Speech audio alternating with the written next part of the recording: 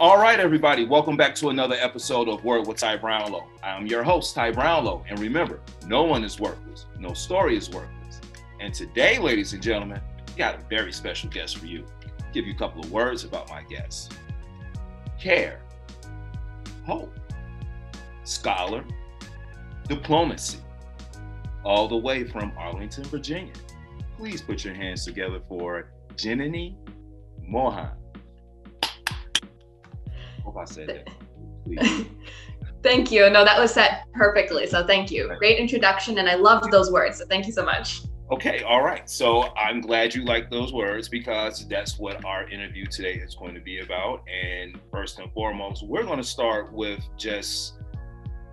with like some of the stuff that you do. And we're going to go into the rest of the stuff later because this is going to be very interesting, ladies and gentlemen. But first and foremost, I want to talk about you. You are the executive director, or one of the executive directors, and a co-founder of Dweebs Global. And it is a COVID response nonprofit. Can you tell us a little bit more about that? Yeah, so I'm one of two executive directors. We had three co-founders, so two of us are executive directors, one's the president. Nathaniel Maran was the other executive director, and then Janani Mohan, and those two are actually my sister and brother-in-law, so it works out really great. We're really all tight, and it's just a wonderful environment to work with, family and really close friends as well. So that's the first and foremost thing I want to give a shout out to. But really diving into the work that we do, it's been so inspiring during COVID. This is a time where people are isolated, where you're really feeling very alone, like you can't reach all of your friends. I've lived in the same city as friends I know for tons of years, and I haven't seen them since COVID started because we're all trying to isolate, or we'll just try and really stay safe and keep the people that we love who might have pre-existing conditions, high risk, all safe. So it's been a very, very tough and lonely time for everyone. And in the middle of that, Dweebs Global really started to figure out how we could help people make this time a little bit better for themselves. So what we saw online is we saw that tons of people were losing their jobs. You had professionals with years of experience losing their jobs. You had professionals who were just starting out after school and they couldn't get that first job. It was really difficult. And that's in this country. I mean, around the world, you have people struggling to feed their families, working thousands of miles away from their home. Someone hadn't seen their kid in 2 years already and still hasn't seen their kid because of COVID. So really, really tough time. So where we came into that was we said, how can we help? And how can we help virtually? That's the way COVID has made everything. So how do we do that? And so what we do is we provide free career development services. We have free resume review, free job application help, free college application help. We pair people one-on-one with a mentor in their field. So if someone comes to us and is like a starting artificial intelligence researcher, we'll give them that advice, give them that insight and talk to them and give them a bit of information, but we'll pair them with a one-on-one mentor who is more experienced in that field and can give them that exact knowledge they need to succeed. So that's the main part of what we do. And then on the side, I don't even want to say side, it's another really huge part of what we do. But what we noticed was that a lot of people couldn't get themselves to apply to a job. So we need the money. Our family needs that money. And I am suffering from anxiety. I'm suffering from depression. I haven't left my room in 5 days. I can't get myself to apply for that job. And so the other part of what we do is that mental health aspect. And we provide free mental health support so that we can connect with people and tell them, hey, you're not alone. We're here for you. We're going to talk you through this. We're going to check in regularly. We have a 2-month afterwards follow-up as well. So we have a period where we're really helping them get through that difficult time. And then we follow up with them after as well and say hey, are you okay? How are you doing? We care about you. We're still here. We're not a one-time resource. You can always get back in touch if you need us to help you out through this time. So that's the core of what we do. And it's just really been a huge honor to be able to work with so many incredible people from around the globe. We have over 400 volunteers internationally. So it's a huge, huge honor to get to work with each and every one of them. Well, I'm going to say hats off. First and foremost, thank you. Applause, because, even on an international level, as you're saying, sometimes, here in the States, a lot of us tend not to think on an international or global level. And, it's only here, even though COVID is on a global level, it's like a global pandemic. So it's everywhere. So, not just here, everyone is pretty much affected by this. But the fact that the mental health, I feel, is key, especially in this day and time especially here in the States. You know, you're talking about anxiety running rampant, you know, with everything else going on, you know, government, this, what have you, you know, providing those services. And, you know, basically people, okay, I think you hit on something very, you know, key as well. Those who are finishing college, coming into the workforce, trying to pair them up with a mentor. Yeah, you know, like I can only imagine, you know, the stress and, you know, like, oh God, the strain. Yeah, I graduated a few years back and I could not imagine having to come into the workforce this year, especially if people want to go that traditional route. And they have, you know, a lot of the fields, they have like a very set pattern. Like, you know, if you want to go and get into, like you want to go into consultancy, like business consultancy, there's a certain pattern. You need to hit the recruitment tables at your college. You want to kind of be picked up by the circuit. You want to talk to those people, get in. If you want to go into the government and right out of undergraduate, there's a few steps involved there. But one of them is, of course, you want to be getting those internships. You want to be able to come to DC, which is one of the centers for government, obviously. And that is just not possible this year. And so people are coming into the workforce and don't have that automatic opportunity that a lot of people have had in their years. And a lot of people don't have those opportunities even in a regular year. And that's another thing that just needs to be addressed, because we have bright students who are so incredibly smart, so incredibly passionate, just want to give back to the world and don't necessarily have a way to do it, regardless of the year having COVID or not having COVID. And that's really heartbreaking. Yeah, and well, it is heartbreaking, but on the other side, I'm a firm believer in inspiration. And sometimes I believe when you can't get to the table, you have to build a table yourself. And I know there's a piece somewhere in there with the, you know, mental health, counseling, mentoring, like, hey, you know, there's always a need, you know, there's always a push for, you know, starting your own and building your own. That way you can give back as well. So, you know, I mean, everybody has something to offer, but I love everything that you just said. I just love everything you're doing right now. But thank you so much. That means a lot. I didn't mention this earlier, but we are right now entirely volunteer run. So we just have volunteers putting in hundreds of hours like per week just to work on all of this. So really, we've seen people at their best this year. It's a time when you would expect to not see people at their best, but we've seen some people at their best this year, and that is just incredibly motivational. Okay, and before I go into my next thing, I just want to ask, like, we have over 400 volunteers, and this is worldwide. Right? Yeah. So this isn't it, man. So anywhere you are in, wherever you are, listening to this podcast or listening to the show or tuning into the show, man, there's help for you. Dweebs Global. There's somewhere out there for you. All right. Thank you for that. And yeah, actually a little bit about where our volunteers are placed, just to give people an idea. Yes. We have, in the US, we have people coast to coast, in the middle, everywhere. So like California, we have people from Texas, Illinois, Missouri, Florida, New York, DC, Virginia area. So tons of people all over.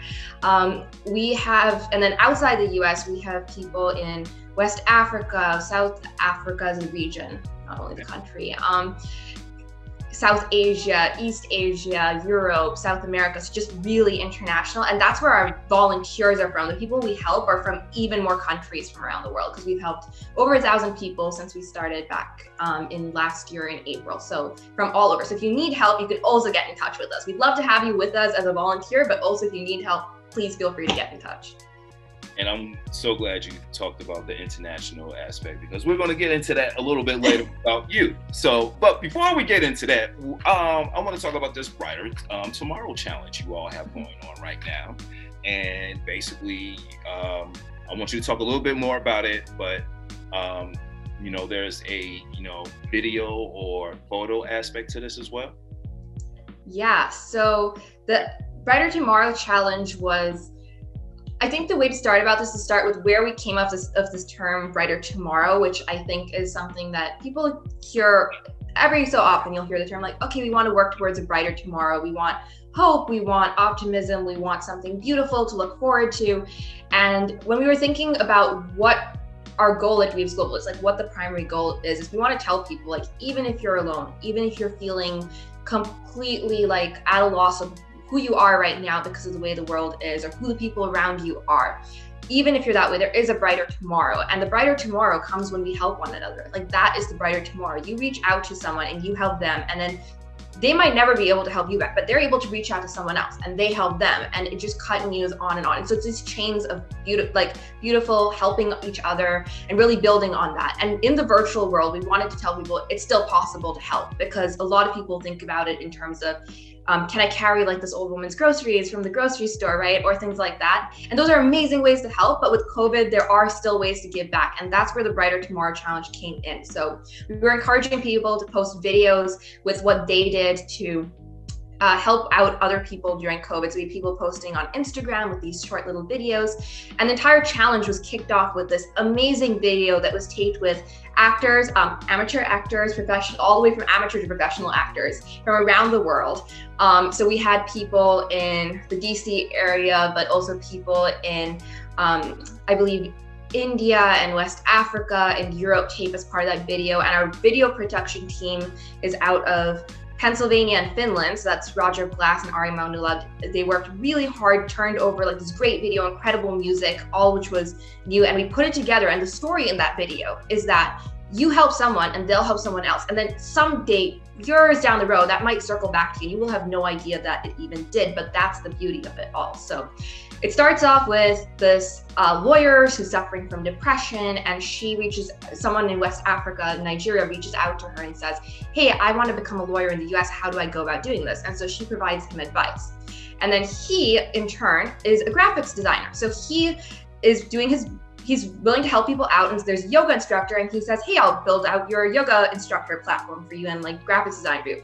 And then the yoga instructor provides free courses during COVID. So she provides a free course, and it helps out someone who's an HR manager. And the HR manager is volunteering to edit resumes for free. So she helps out someone. And then the person that she helps out, it goes back and forth a little bit, but she ends up posting on social media about a project at Dweebs Global that people can help out others through with technology. And then they get someone else involved who's like this high school teenager in the US, and she's really passionate about technology. And so she says, hey, I will help you program this technology project for good.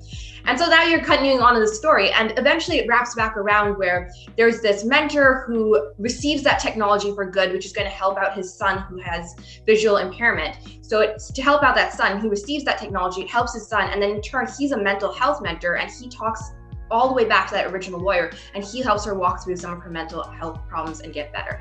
So that's like the Brighter Tomorrow circle. It's a circle that continues. You will have no idea where it comes back and touches your life, but when you spread that goodness, it will come back to you. And that's really what we wanted to highlight with the challenge. You know what? I like it. I like it. And, you know, it's pretty much, you know, you put it out into the universe, and eventually it will circle back to you in some, you know, way, form, or fashion, or what have you. And the Brighter Tomorrow Challenge, people, do something nice. Do not expect anything in return. That is, I think, the most purest and most noblest thing you can ever do is, I mean, to me, that's the tip top, you know, act of like kindness. And, you know, there it is. Do not expect anything in return. Do it because it's just in you to do. All right. All right. Yeah, I love that, by the way. It's great words of wisdom there. Exactly. I'm 100% on board with that. And I think that helping someone out could be as simple as, it can be very, very simple. It could literally be when you're walking and maybe you're inside a car and there's someone walking and they're looking at you, so that we're keeping this COVID friendly, and you smile at them. That is something that in this day and age, people find very special. So it can be something really simple. It's just being nice to people, trying to be there to support them in whatever way you can, even if it's through that glass window, is something that anyone can do. Just say hello, people. Hello is the most, you know, hello goes a very long way, in a nice way. Not in that way, in a nice way. Hello. Yeah. Good morning. How are you? Real simple. It didn't even take 3 seconds. All right. Okay. Moving on. No. I want to talk about you because I have a long list of accolades here. And here at Word with Ty Brownlow, you've seen the show. And if you've seen the show, we believe in giving our guests their flowers while they're here. So I want to just highlight some of the things that Miss Mohan here, you know, look here. We're just going to start from policy analyst, okay? Received a fellowship from Stanford University in international policy and, basically international policy program. Yeah. Master's program. I'm sorry. She received a fellowship from Stanford University's in international policy in the master's program. All right, that's big stuff. That's, first of all, Stanford University like the Ivy League of the West. So trust me, man, that's good stuff. Served as a representative to the International Atomic Energy Agency at the UN in Vienna. Mm-hmm. International people, all right? She's going places, she's doing things. Earned U.S. Presidential Volunteer Service Award Gold Medal. You've received that. And you volunteered to teach immigrant teens English and to put together mental health resources, which you were talking about, Dweebs, earlier, for victims of torture. Published articles for the U.S. Smithsonian. Yeah. These are not small feats, ladies and gentlemen. Like, we just don't wake out of, look here, I just don't wake up, I'm just going to post an article for the U.S. Smithsonian, I'm just going to go do this. I'm just going to go do that. These are very big things on a very big level. So one of the questions I want to ask you, what legacy would you most likely like to leave behind in all your acts of diplomatic service? Yeah. First of all, thank you. That was I appreciate you doing that. I'm way more comfortable talking about my work, Dweebs Global, all of that amazing stuff. And then the minute you turn to me, I'm like, okay, thank you. Did I really agree to this podcast? I really agreed to talk to you. Okay, thank you. But no, thank you. I think you turned it into like the perfect question to ask there, which is about the legacy and how we can help other people out and what is that final like end goal with that. And I think this really is a great question. One quick thing that I think there's always this thing with the tasks that you do, the tasks that you carry out in your life, like wherever it takes you, where you are trying to find something that is, I think for a lot of people, like if you're looking at it from how do you enjoy it? How do you enjoy it? I mean, I think there's a lot about like, okay, is it mentally stimulating? Is it something that I feel challenges me, that's exciting, that's all of that, right? And then I think that something that's really innate in a lot of people, and myself included, is that whatever work that we do, the thing that is most exciting, the thing that is most mentally stimulating is knowing that at the end of the day, something I've done in that day has been useful to someone else, has been valuable to someone else. And that's what really draws me to policy. It's because I know that at the end of the day, there's something there that's going to be useful to someone, regardless of what I'm working on. So that's what really interests me about it. In terms of legacy leaving, so I was sitting down, we were talking about this actually, myself and Ishri and Nathan. So that's my sister and brother-in-laws I was mentioning earlier. And we were talking and we were chit-chatting. We're like, okay, where do we see Dweebs going? What would be like the ideal end goal with Dweebs?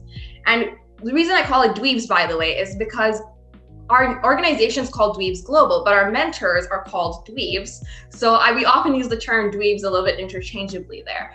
And so we were talking about this. And then as we started talking, we were just joking. We're like, hey, wouldn't it be wonderful if someday, like everyone, after they reach a certain level in their career, by the way, we have mentors starting from high school up. So just like throwing it out there, like we believe anyone, regardless of their age, has something to offer. But we were thinking, like, wouldn't it be great if at some point everyone's a Dweeb? Like everyone is doing this, everyone's going about saying like, hey, I'll provide you free mentorship. I don't want anything back from this. This is just about me helping you because, hey, I had a great mentor maybe, or maybe I even didn't, but maybe I just want you to have a better opportunity in life than I did. And it's just that circle. And so that would be the most amazing legacy, would be to convert everyone in the world to being Dweebs. So that would be the best legacy possible.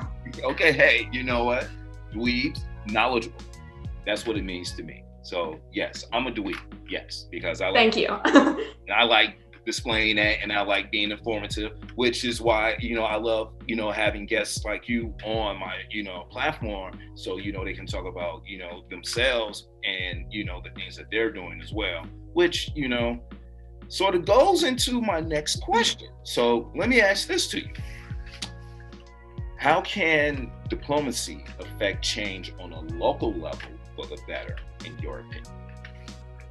Oh, wow. You're asking those questions that they teach you about for like 5 years in a political science degree. And then 5 years later, you're still debating it. And you're like, okay, but Huntington said this and some other really old guy said this. And like, let's just like mix these two together, and you're debating it for 5 years. So great question. Yeah. My old professors are going to be really proud of this answer, or they're going to retroactively wish that they hadn't given me any semblance of a good grade. So one or the other is going to happen here. Yeah, so I think when people think about diplomacy, people think about it in terms of a box, and it's really easy to do that because a lot of diplomacy can be researching things forever. And I think there is use in this, by the way. I'm not at all saying that there isn't, but a lot of people, when they view that, just view diplomacy as being like research. Then some policy gets passed and it really doesn't get filtered down at all. So it's like just a general view that a lot of people can have. And I can understand why, because when you look at a lot of the domestic policies, so like, let's forget diplomacy, which I think puts in like this foreign policy aspect, but we look at a lot of domestic policies where we ideally see some change happening or something happening. It doesn't filter through as quickly. There's a lot of like people in this generation know that a change that they are pushing for is likely not to impact people in this generation, which is kind of sad. So yeah. How do we bring diplomacy into this? Now, actually, I think I should go back and just start a little bit with like what got me into diplomacy first. So I came all the way over from like a semi-science background. I was never super into science, but that was the Smithsonian that you had mentioned. I was writing reports on volcanoes at the time. So I was writing this, I was into journalism. I was like, yes, volcanoes. So it was kind of a I don't know, an explosive field, but no, it was interesting. But the thing about volcanoes when you're reporting on it, right? Like the aspect that drew me in the most was you'd see like there was an eruption somewhere and there was this human factor. How are humans impacted? And that really drew me in. And that's what policy focuses on. I think there's more efficient and effective ways of doing policy, but at the end of the day, policy is drawing into that. So when we are looking at any policy, let me give you a specific example. Like there might be something that's a really abstract policy. So for example, there might be a policy that, as you mentioned, a bit of my background's in nuclear policy. So people might be like, well, how does nuclear policy actually affect anything much? And I think there is something to be said for non-proliferation though, right? Like non-proliferation is an important aspect of nuclear policy. And maybe you won't see this in your lifetime, but when people who spent a lot of time during the Cold War era, or maybe remember World War II and the end of World War II, they're gonna say nuclear policy and non-proliferation is important. We don't want to see, atolls being exploded even for tests. That's not okay. We want to kind of keep this thing from proliferating. It's really destructive. And I think for this generation, by the way, that's going to be public health. I can't tell you the number of high schoolers that I've talked to in the past year, and it's been like, we want to go into public health. Like public health is our field. Public health is going to be big, yeah. Oh yeah. So I think people do see that it filters down at some point, but really what you have to do with policy, if you want to be an effective diplomat, I think what you have to do with it is you have to find policy that's actually going to help people. You can't come up with policy that works really well in a vacuum and then not be able to implement it. And you'll see this with like the biggest diplomats, the most effective diplomats, they know how to implement that policy. They know how to pass a policy that's going to actually do something. Once it filters down, they're aware it has to filter down, but they know how to get it in a way that will filter down through countries. So, and I think the role of organizations, by the way, in this, and this is something that I'm really honored to get to work on a bit at Dweebs, because we have people who are in the policy field and we're kind of branching out a bit into this policy field. We recently had a project that's focusing on child labor in South Asia. So it's a very interesting project, and it's spearheaded by a couple of our amazing interns from there, Anuradha and Nehru. We have so many interns from there, by the way, that are just absolutely doing great work. But I wanted to focus on this one because it's because I think it provides this example here of how do you implement it, right? And so the implementation for a project like that is, how do we actually go into a system, into a slum, and how do we get parents to stop using child labor? And the interesting finding that you find from things like that is that it's not interesting, it's what you'd expect, right? Parents don't want their children to be in child labor. It's just the only economic opportunity. So then you're like, okay, how do we actually go and provide them economic opportunities? Their alternative, how do we train them so they can get more money in their own jobs so they don't need to have their kids also working? And then you come up with an implementation plan based on, okay, here's what we're going to do to implement. And we have a long list of items that we're using to implement that we're working on currently. But that is exactly how you implement it. You think like, okay, you think from the person. You start with like the people that you want to implement, and you work backwards, and you like loop it all the way back to policy. You're like, this is the policy to help them. You don't start at the policy and go to the people. It's the opposite. It's people first, policy second. And I think that's what you see with the most effective diplomats around the world, is put the people first, you'll figure it out. There you go, ladies and gentlemen. And see, one of the words I used was scholar. Look, I mean, I just picked this out, you know, like, hey, and that was, you know what? I believe your professor would be very happy of, you know, your, hey, very, very, very noble explanation of diplomacy. All right. Thank you. All right, no. So if people want to get in contact with you, if they want to be a part of Dweebs, Dweebs Global, let me say that. And, you know, how can they get in contact with you? You know, like, how can they reach out?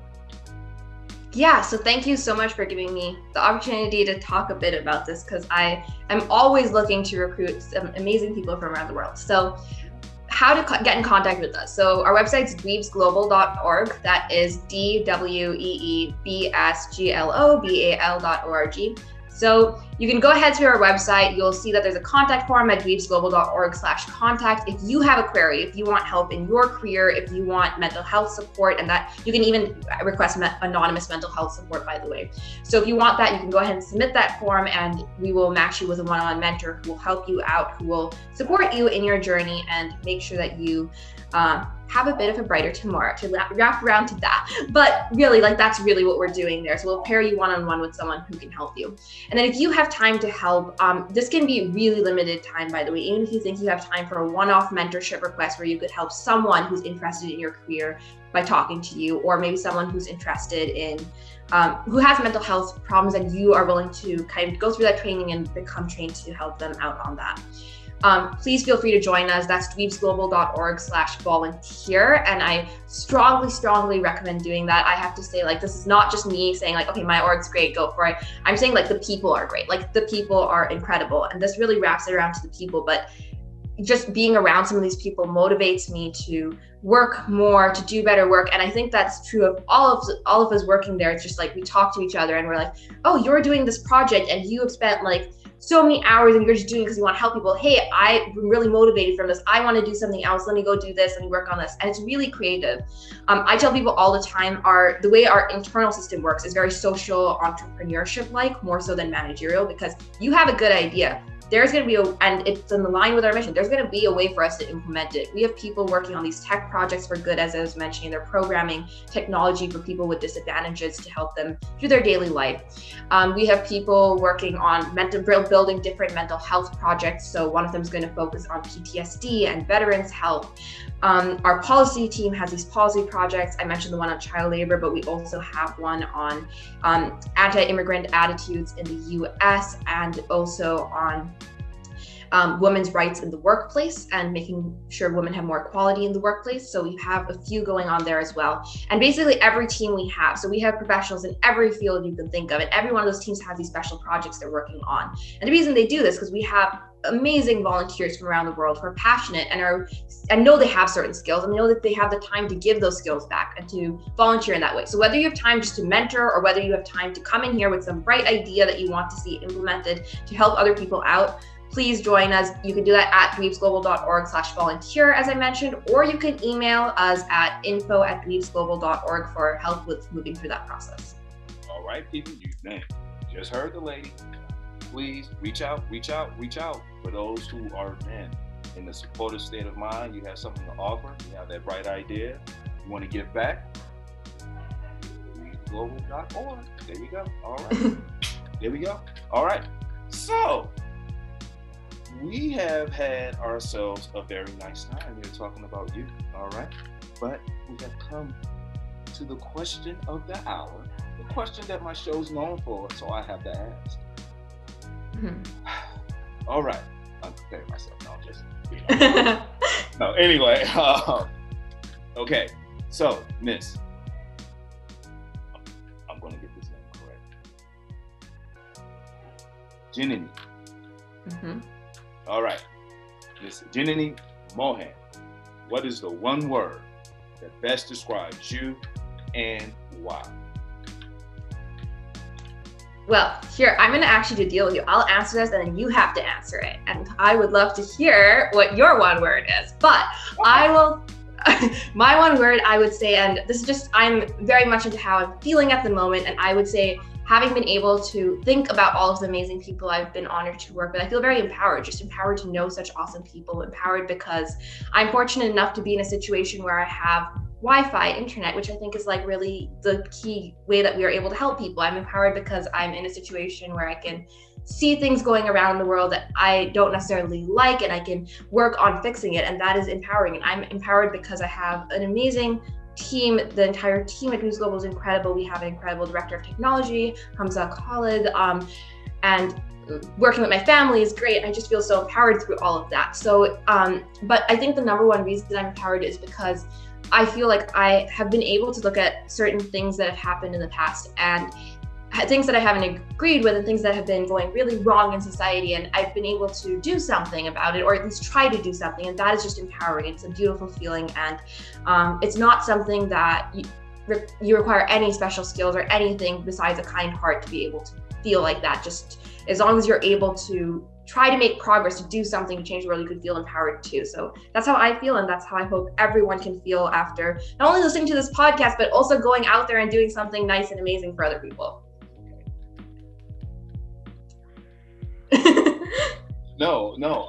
Okay, I love it. Okay, so all right. So I'm not letting you get out of answering that question. You have to share. Okay, because I was going to go with a couple of words, but I'm going to go with someone actually. No, I'm not going to go with that word. I'm going to go. You can't start with that and then say you're not going with it. Okay, so I had like a former guest call me punchy, on the show, and I thought it was like funny, but when I thought about it, I was like, well, okay. I'm not gonna go with punchy. I'm gonna go with griot, storyteller, and the reason why is I love having fascinating people on my show, and I love learning about fascinating people. So when I'm out in the world and wherever I am, and whatever circle I am, whether it be social media, whether it be social, what have you, I can always rely on a guest that I had on the show because I only like informative people. You are very informative. The things that you're doing, the organization you have, man, you're running it with your family, like it's just love it, and I just love giving back. I love telling stories. I love hearing stories. I love learning history. So yes, I'm a dweeb too. So yes, pretty much like I said earlier, I'm a dweeb. I'm very knowledgeable when it comes to things. So knowledgeable, griot, whatever. You know what? I'm gonna go with knowledge. There you go. All right. I'm gonna go with that. I think those are all great words. I watched some of your episodes, as I was saying, and you really do build that story. And it's not just a story that stays on when you're watching the episodes, and you can connect with afterwards. And I think that's really beautiful. It's like doing something inspirational, as we were mentioning earlier. It really is. Inspirational. See, you're just throwing out words here on World Time, right? Okay, I mean, yeah, no, but I greatly appreciate that. I always love feedback. Feedback is always good to me, and I just want to know that, hey, you know what? Someone out there is listening, someone's out there watching, and I'm glad. And man, I'm a dweeb now, so man, I have done the plan, and we'll be talking later about that. But man, any last words? Anything you want to say to the people before we wrap this up? I just feel like there's so much to say that I'm trying to narrow it down onto one specific thing I could say. But I do have one thing I want to say, and that is, it's this theme that I've been talking about a lot, about how people can empower themselves. I think that there have been a lot of really hard things that have happened in the past year, like COVID-19, 500,000 Americans, we just passed that mark in this country alone, but there's so many people around the world dying. Black Lives Matter movement happened last year. It was a really powerful movement, but also it was highlighting how terrible the situation can be for so many people in this country. And it's really, really horrible. And it's something that happened elsewhere in the world as well last year. Nigeria had their End SARS movement, which was against police brutality there. So there's a lot of things that have happened in the past year that can really shake you to your core and make you feel alone. You're not alone. You can always reach out to us. You're not alone. And also you have the power in you to make a difference. Don't think you have to wait. Don't think you have to be older. Don't think you have to have time to like take a break from your job because you're super busy working. I totally get that, but you have the power to do something that can actually make the world a better place. So go out and do that.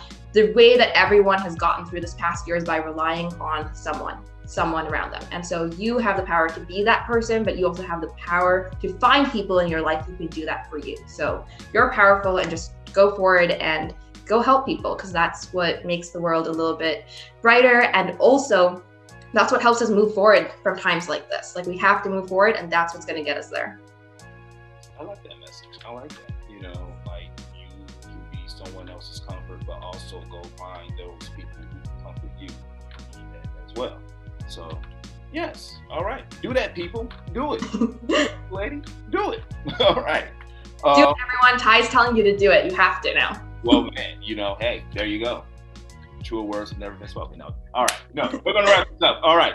No, I have, man, you know, I have enjoyed this, you know, because I love, you know, like, okay, I'm just going to say these last words. Like, I watch Vice TV from time to time, and you hear about some of the stuff that Vice is doing, and, you know, you're like, wow. But I'm sitting here listening to you, and I'm like, yeah, this is a little bit more, yeah, you know what? I like this a little bit better, because it's like, I don't have to like turn it on and turn it off, you know, like, you know, sometimes what you see on TV, you know, like, okay, I know that's going on, but, you know, what's really going on behind the scenes? But to know that, hey, I'm actually talking to someone here who's like up close and personal. No, this is a real deal. All right, you know what? To hell with Vice, you know, I'm going to get down to this right here. No offense, Vice, you know, I mean, hey, I'm not paid by anybody yet, so, and, you know, yeah. But yeah, I heard the yeah. But no, you know, like, I love this movement. I love what you all are doing. I love the fact that you are like international, and it's a like movement, and it's a positive movement. So people, you have the time, you have the words, dweebsglobal.org. All right. Miss Janani. I hope I said that correctly. Mohan. All right. I thank you for being my guest. Seriously, I thank you for being my guest. I had such a great time with you on the show. Please, man, whatever else you have going on, you are a, you know, guest of the show. You are family now. You are welcome back, you know, and I would love to have the family on, and we can have a big, you know, talk about everything else you all have going on, you know. So, you know, hopefully this isn't the last time we see you. And I thank you for being a you know, guest on the show. And ladies and gentlemen, this has been Word with Ty Brownlow. I have been your host, Ty Brownlow. Remember, no one is worthless. No story is worthless. You can follow me on all social media platforms at Word with Ty Brownlow. You can also go to my website, tybrownlow.com. Get this wonderful interview, plus great interviews as well. Ladies and gentlemen, we're out. Peace.